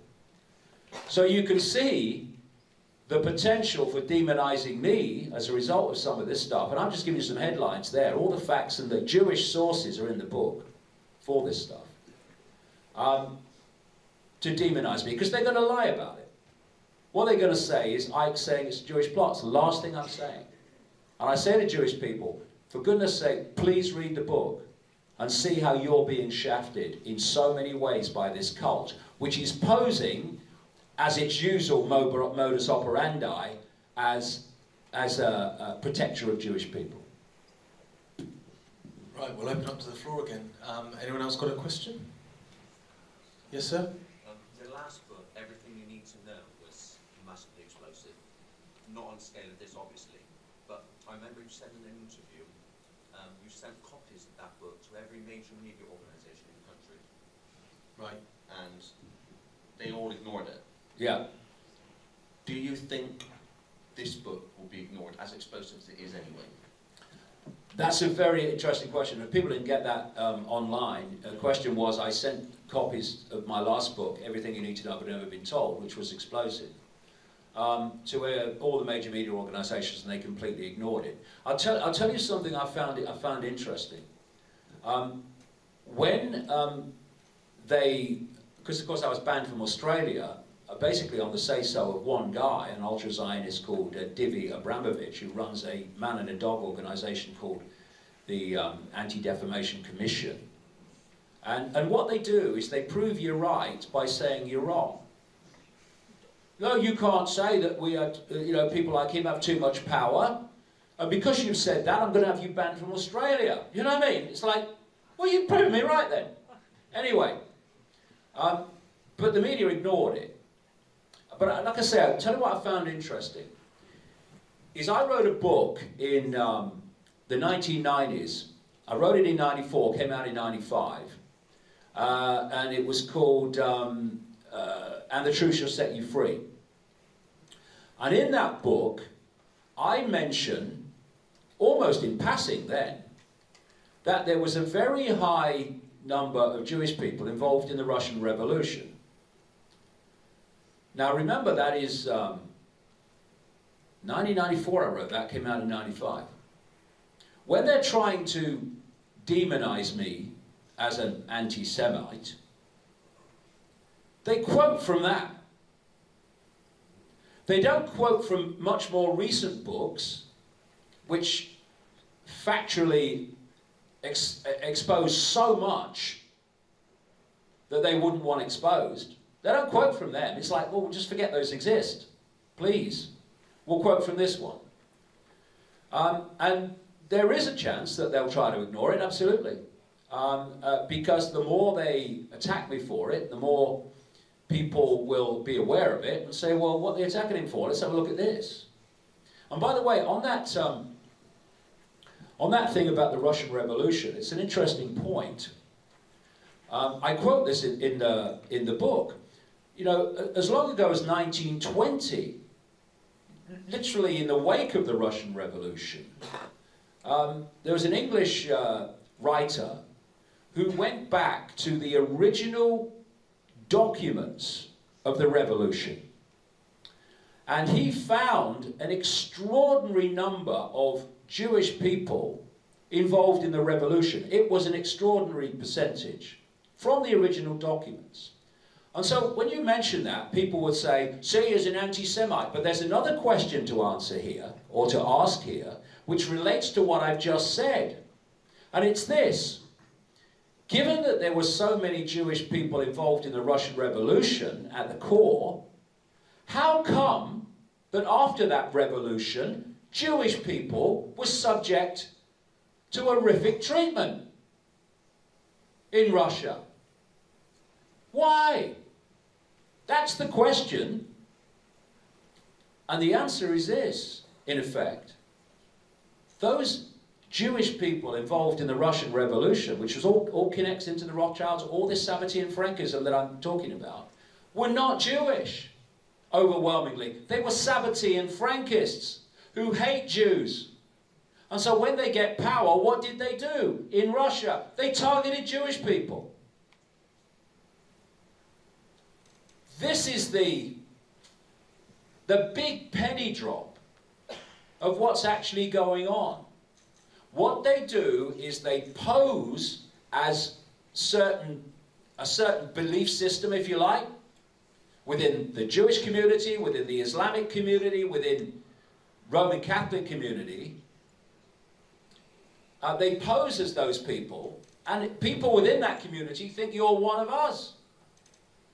But actually they're running a completely different agenda, using those communities as a front to hide behind. And they don't want this stuff known to the public. This is why these Jewish sources that I quote in the book for all this were marginalized and found it very difficult to get this stuff out to a wider audience.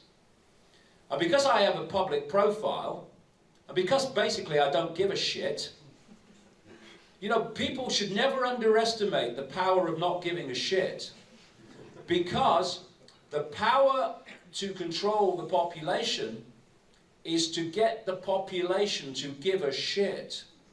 That's where fear of the consequences comes, in terms of, I know it's right, I know I should be putting this out, but what are the consequences for me?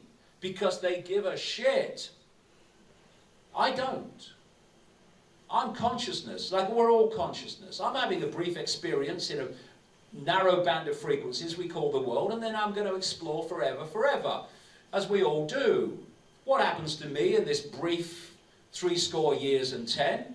Yeah, just an experience. And if taking consequences and abuse is what's necessary to get this information out, well, fair enough, we'll do it. Because the alternative is not getting the information out, and for me, that is not an alternative. There is a chance that they'll ignore it, and there is another chance, especially if the book starts to get out, and I tell you what, the interest in this book has been like no other, right? Phenomenal. right into mainstream society, they may think, no, we can't ignore this one. And then they'll go for demonization overwhelmingly. And once again, I won't give a shit. I've been demonized and abused for 30 years. In one ear and out the bloody other to me. I'm interested in people seeing what this network doesn't want them to see. And if that's consequences to me, it's consequences to me. And, you know, be another one along tomorrow. Great Be interesting to see, actually, what the reaction is.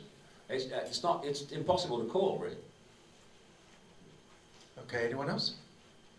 Yeah. Yeah, in the red. Yeah, sorry, yeah. Have you read Judy Wood's book about the towers disappearing and the energy weapon being used for the main ones? Yeah, have I read the Judy Wood book, Where Did the Towers Go, right? Yeah, yeah. Yes, I have, and I cover that in the book.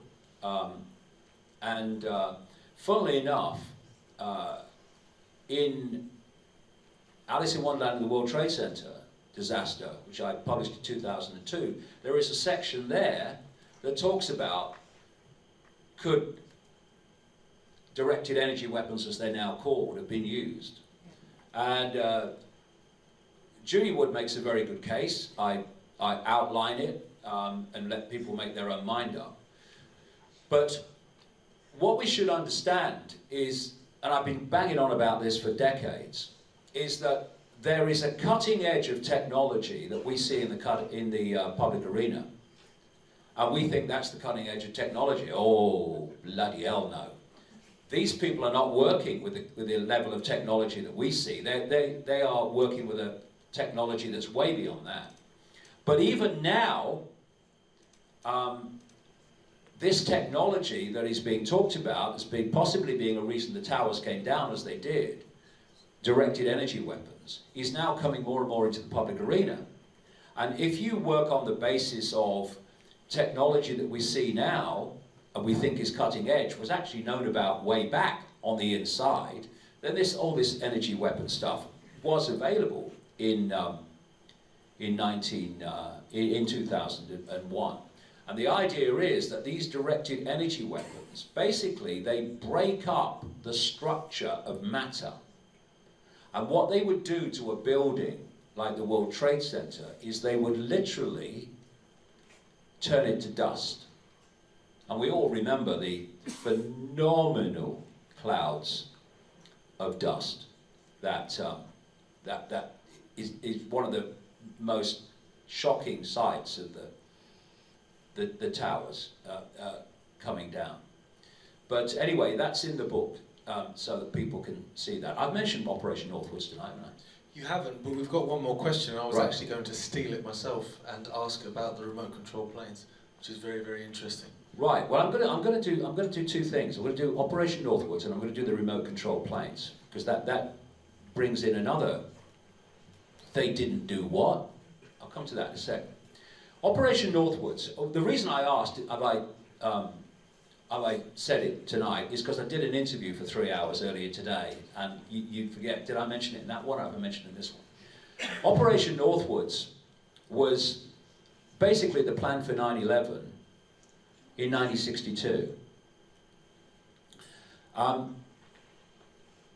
In the summer before 9/11, a former investigative producer with ABC in America, a guy called James Banford, produced a book on the National Security Agency. And in researching that book, he came across official documents in the American archive, not conspiracy theory, actual documents, which had been known about in other less high-profile ways before, but he really brought them to public attention. And this described Operation Northwoods. And this was the plan. It was during the Kennedy era, presidency, and in the end, it turns out that Kennedy put a stop to it. We go back to the Joint Chiefs of Staff in the Pentagon, which were headed at on 9/11, by General Richard Myers, who said he was on Capitol Hill when he was on a telly screen from the Pentagon. And the Joint Chiefs of Staff were headed in 1962 by a guy called Lemnitzer. And at the time, they wanted to remove Castro from Cuba. Actually, this story will bring us into remote control planes, won't it? And so this was the plan, all in the official documents, that they were going to set up terrorist attacks in major American cities like New York and Miami, which the military were going to do, and they were going to blame them on Cuban terrorists. They were going to sink American shipping and blame them on Cuban attacks. And this is another thing, it's all described in the document, which takes us to 9/11. One of the plans detailed was that they would pick a flight from an East Coast airport that would take, as part of its normal commercial route, would take the plane over Cuba at a very high altitude, obviously. And the document said that they were going to put passengers on that plane with, quote, carefully created aliases. And then the plane would fly as part of a normal commercial flight, think 9/11, down to Florida, across Florida on its way across Cuba, and a drone, a remotely controlled plane of the same type, painted in the colors of the same airline, would take off from Eglin Air Force Base in Florida, would meet up with the plane that left the airport. So basically they become almost one blip on the radar, which in 1962 was less sophisticated than it was in 2001. And the drone would replace the plane that left the airport. The plane that left the airport would then be landed at Eglin Air Force Base and the passengers would be taken off. The drone would be flown across Cuban airspace, all in the document, where it would be exploded by radio signal. And it says in the document that we will wait for the international aviation authorities to tell us that the plane had gone down, to give more credibility to the fact that we knew nothing about it. And they were going to blame the plane coming down on an attack by Cuban forces to justify an invasion of Cuba. It's all in the official record. Operation Northwoods it was called. And what we had at 9/11 was a very much more expanded version of that, when the attack was set up to justify the invasions that have followed that were listed before 9/11 happened. Now, that's a very interesting thing, because in 1962, they had the technology to fly a remotely controlled plane of considerable size, a commercial aircraft, over Cuba. Remote control technology of aircraft has been known since back in the 50s. And it's my view, and I explain in the book why, that the planes that left the airports on 9/11 were not the planes that hit the buildings and crashed in Pennsylvania. Because of the war games and the simulation over live and all the dots that were going on to do with the war games and the simulated planes, changing planes was a doddle. that morning. And people, and I quote them in the book, who witnessed the crash of Flight 175 into the South Tower with the big fireball, described the plane not in terms of a commercial 767, but like a military plane of the same type, because they military use planes like that, 767s and stuff like that. They did that anyway. And interestingly, pilots for 9/11 Truth, which are commercial pilots, some of which flew those actual planes, that got together to challenge the official story, because they say all the aviation part of the story is ridiculous. It's not possible. Do you know the guy, they say, flew Flight 77 into the Pentagon with a spiral turn that these pilots say they could not have done, was a man called Hani Hanjour. That's the official story. Hani Hanjour was banned from hiring a one-engine plane 6 weeks before 9/11 because he was so bloody incompetent and dangerous. Somehow he manifested that ability in 6 weeks. Ludicrous. Hani Hanjour was no more at the controls of Flight 77 than I was. And what these pilots say, because at lower altitudes where the air is thicker and the air pressure is greater, they have to do slower speeds than they would at high altitude, because if they didn't, the stability of the structure would start to come apart. And these pilots, and I saw in the book in detail, looked at the speeds that Flight 11 and Flight 175 were supposed to be doing at very low altitude as they hit the buildings. And they looked at the strength stability of those aircraft, 767s, commercial version of 767s. And they concluded that at those speeds, at that altitude, those planes would have been A, unflyable. As one pilot described it, it's like, it would have been like driving a car at 150 miles an hour and parking it in a one-car garage without hitting the sides. That's what it would have been like.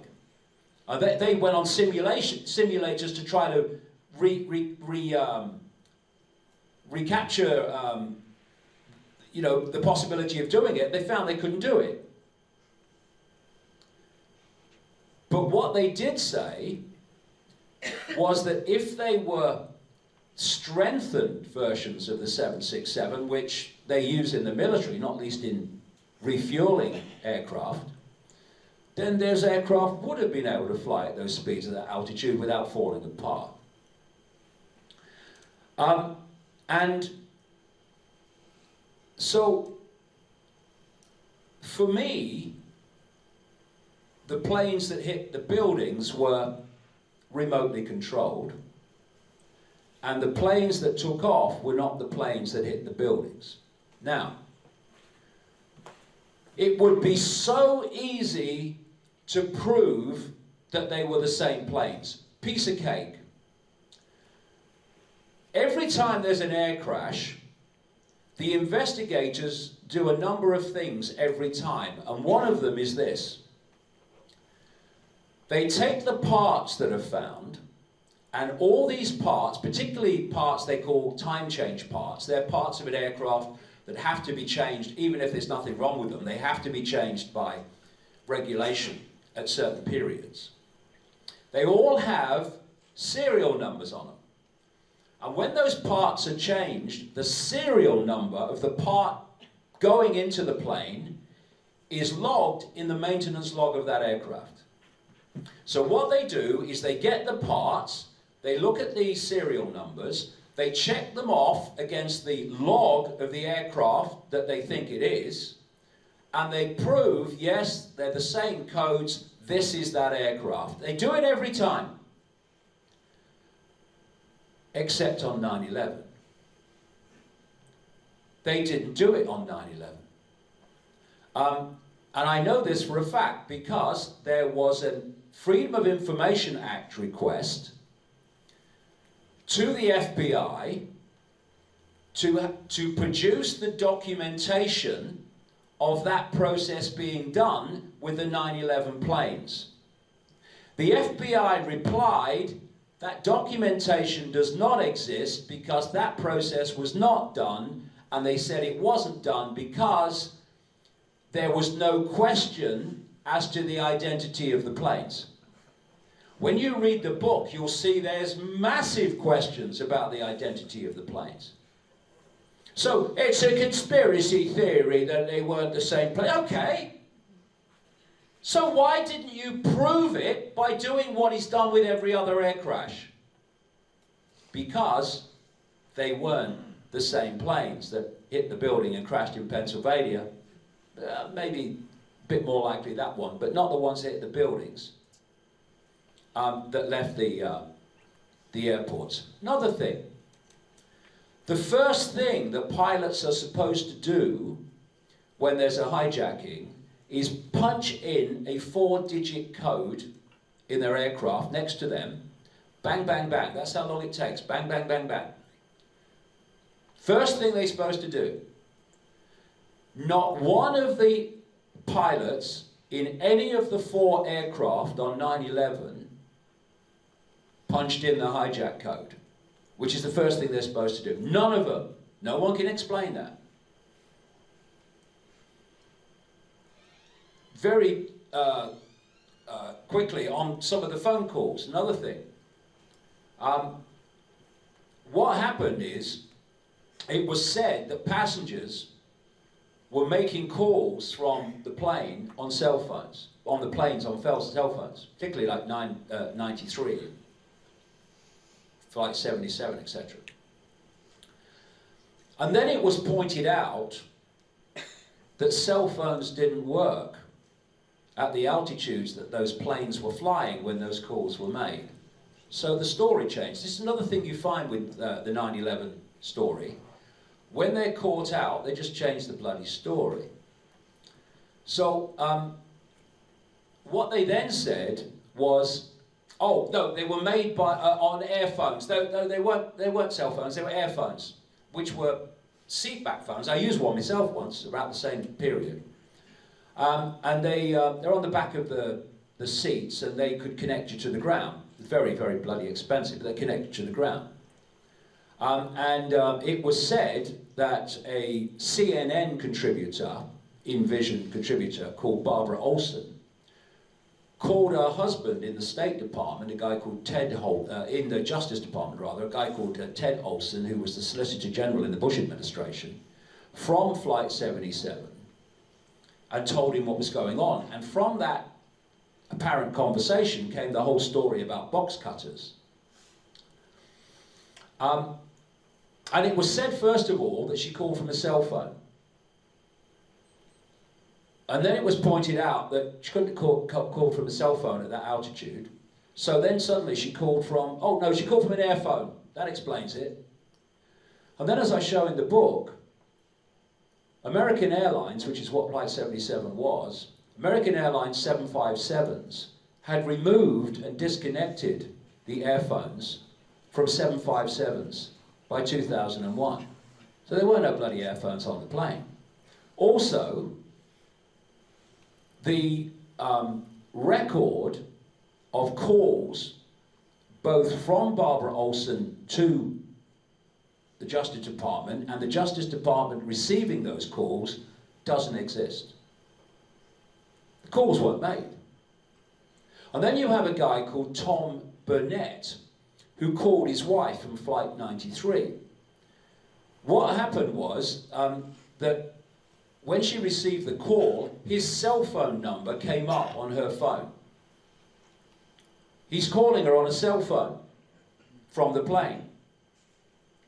Official story says, well, of course, someone was, because his cell phone came up.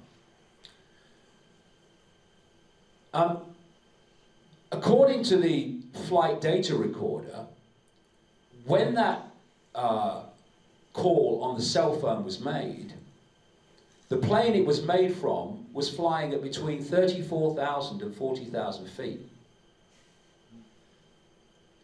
You're never going to make a cell phone call from there. It's impossible. And when that was pointed out, the FBI changed the story. They said he called from an airphone, right? Which were still in United Airlines planes at the time, which 93 was. But he didn't. He called from a cell phone. At that altitude, explain that. And then you had Todd Beamer, and he talked to he was on Flight 93, he talked to a Verizon supervisor called Lisa Jefferson for a long time from the plane, it is said. She didn't know if it was Todd Beamer or not, never met him. And he called from an airphone.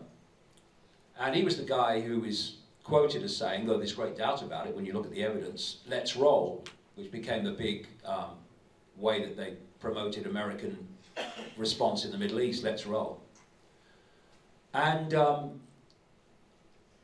she was first of all staggered that the phone connection didn't disappear, because she said airphone calls all around her were just disappearing and you know, breaking up, going off, disconnecting, but this one just continued and continued. Not only that, she stayed on the line. She's a supervisor. She knows whether the line's open or not. Because as she said, when the line is broken, it makes a particular noise, and you know the connection's gone. But this line stayed open. And it stayed open for a long time after Flight 93 was supposed to have crashed. And these airphone systems get their power from the aircraft. So as it crashed, it's all over, obviously. But the line stayed open. Another family who were on the line with someone else on that plane, their line also stayed open. For a long, long time after the plane was supposed to have crashed. And Todd Beamer, who was on Flight 93, who talked to, it said, this Lisa Jefferson at Verizon, his cell phone was used 19 times to make outgoing calls after the plane was supposed to have crashed. So, given that I've talked for, a couple of hours here, and I have absolutely scratched the surface of what's in this book in terms of demolition of the official story, and also I've only scratched the surface on the story of who did it. And you can see that even from what I said tonight, is explosive stuff, and makes the official story completely untenable. And then you think that everything those people wanted before 9/11, they got because of 9/11. And the real reason those attacks happened becomes clear. And, you know, I dedicate the book both to the people who died on 9/11 and their loved ones left behind, and also to all those who've died in the war on terror justified by 9/11 and their loved ones left behind. And when you see the scale of contempt that those behind 9/11 who've covered up 9/11, continue to do so, have for those people, you can begin to appreciate the level of psychopathy, the level of psychopath that we are dealing with. People who would,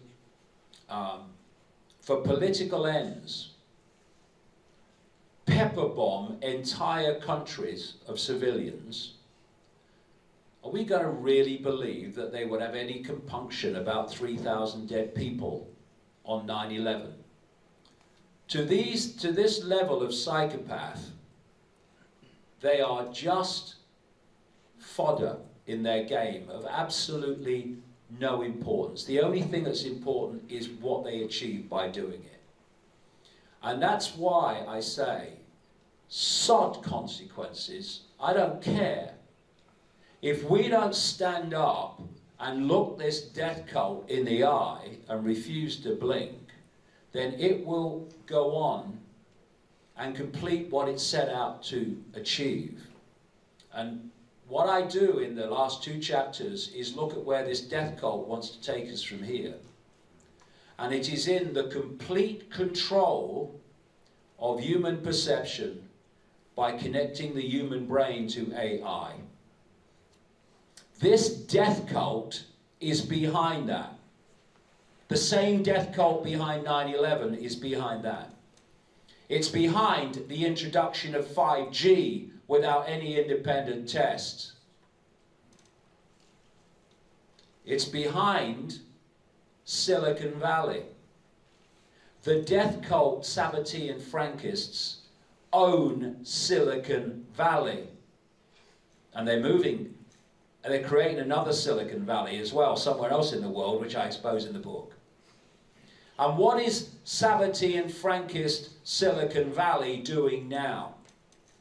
It's embarked on an hysterical, extreme tidal wave of censorship to stop the exposure of Sabbatean Frankism. So this cult is not only doing what it's doing and did what it did on 9/11, it's now controlling its own exposure through Google, through Facebook, through YouTube, who are increasingly censoring those that are seeking to expose what's going on. So it's doing it, and it's blocking the, overwhelmingly, more and more people get banned, the exposure of what it's doing. And that's why I say, you know, this book is the arm going through the elevator doors as they're about to close on human freedom. And how can consequences matter to you when we're at this point? At this point in the road, where if we don't take our power back now, this cult will create a nightmare. Both for people alive today, but even more so for our children and grandchildren. And I, for bloody one, I'm not going quietly.